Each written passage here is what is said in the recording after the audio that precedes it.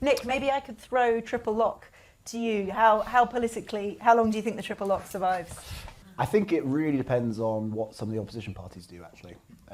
And I'm watching with interest that Reform are sort of avoiding committing to it. And we're in a sort of, like, it's the Spider-Man meme at the moment, right? Which is every party is sort of pointing at each other because the first mover has a disadvantage. But I would expect that once an opposition party goes over the top on this, that I would sort of think that the Labour government and the Labour Party would follow suit in terms of commitments in the next Parliament at least. In terms of sort of sustainability of the pension system in aggregate, I mean, I think this comes back to the sort of main idea in this proposal, which is about the national insurance income tax switch, which is about raising the tax levied on pension income.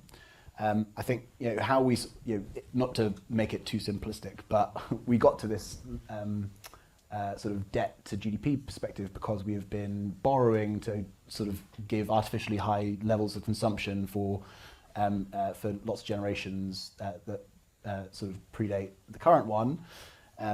Resolution Foundation have put out good work on this, which shows the sort of net fiscal transfers that lots of generations have had, which sort of was at like 130% of what people were putting in over the course of their lifetime.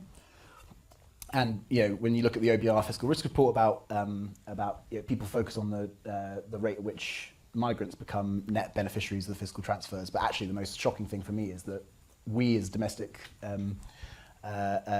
citizens become net fiscal beneficiaries from age 80, and we're not dying at age 80, right? So that is part of the reason we've gotten to such high levels of debt. I think it is an equitable choice to choose to increase some of the contributions from current pensioners.